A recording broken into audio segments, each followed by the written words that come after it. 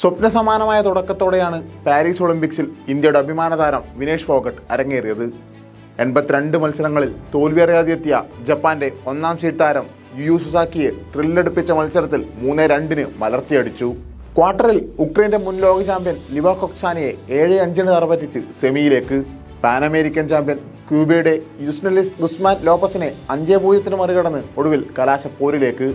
Olympics ഗുസ്തി final കടക്കുന്ന ആദ്യ ഇന്ത്യൻ വനിതയെന്ന ചരിത്ര നേട്ടത്തിലേക്ക് വിനേഷ് ഫോഗട്ട് അങ്ങനെ കുതിച്ചെത്തുകയായിരുന്നു. ലോക നെറുകയിൽ രാജ്യത്തിന്റെ കൊടിപാറുന്നത് സ്വപ്നം കണ്ട 140 കോടി ഇന്ത്യൻ ജനതയുടെ സർവ്വ പ്രതീക്ഷകളെയും തകർത്താണ് ആ വാർത്തയെത്തിയത്. ഫൈനൽ മത്സരത്തിന് മണിക്കൂറുകൾ മാത്രം ശേഷിക്കെ നടത്തിയ ഭാരപരിശോധനയിൽ വിനേഷിന് നിശ്ചയിച്ചതിലും 100 ഗ്രാം കൂടുതലാണെന്ന് കണ്ടെത്തി. വിനേഷിനെ അയോഗ്യയാക്കി.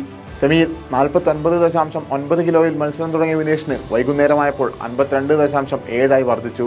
സെമിയിലെ വിജയത്തിനു ശേഷം ഫൈനൽ കഴിഞ്ഞ് കാണാമെന്ന് പറഞ്ഞ് മാധ്യമങ്ങളോട് സംസാരിക്കുക പോലും ചെയ്യാതെ ഓടിപ്പോവുകയായിരുന്നു വിനേഷ്. തുടർന്ന് ഭാരം കുറയ്ക്കാനായി അതികഠിന വ്യായാമം ചെയ്തു. രാത്രി ഉറങ്ങിയതുപോലുമില്ല. ഭാരം പരിധിക്കുള്ളിൽ നിർത്താനുള്ള എല്ലാ ശ്രമവും നടത്തി. പുലർച്ചെ ഭാരപരിശോധനയ്ക്ക് മുൻപായി വിനേഷ് തന്റെ മുടി മുറുക്കുക പോലും ചെയ്തുവെന്നും റിപ്പോർട്ടുകളുണ്ട്. കേവലം 100 ഗ്രാം വ്യത്യാസത്തിൽ അയോഗ്യയാക്കപ്പെട്ടപ്പോഴും ഈ 29കാരി തന്റെ ജീവിതം കൊണ്ട് ഇന്ത്യക്കായി സമ്മാനിച്ചത് കണ്ണീരല്ല, പൊരുതാനുള്ള കനലാണെന്ന് പറയേണ്ടി വരും. അത്രമേൽ ത്യാഗവും സഹനവും പീഡനവും നേരിട്ട് ഒരിക്കലും കൈവിടാത്ത പോർവീര്യത്തോടെയാണ് വിനേഷ് ഫോഗട്ട് പാരീസിലെത്തുന്നത്.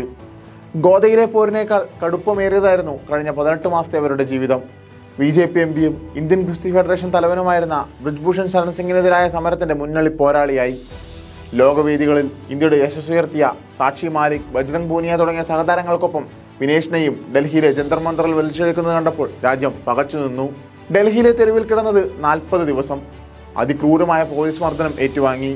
ഒടുവിൽ പൊരുതി നേടിയ മെഡലുകളും പുരസ്കാരങ്ങളും ഗംഗയിൽ ഒഴുക്കാൻ വരെ തീരുമാനിച്ചു. ഇതിനെല്ലാമിടയിൽ കാൽമുട്ടിലെ പരിക്കിന്റെ രൂപത്തിൽ വീണ്ടും തിരിച്ചടി, വീണ്ടും ശസ്ത്രക്രിയ. തളരാതെ പൊരുതി വിനേഷ്. മത്സരിച്ചു കൊണ്ടിരുന്ന 53 കിലോ വിഭാഗത്തിൽ ആന്റി ബംഗാൾ യോഗ്യത ഉറപ്പാക്കിയതോടെ 50 കിലോ വിഭാഗത്തിലേക്ക് മാറേണ്ടി വന്നു.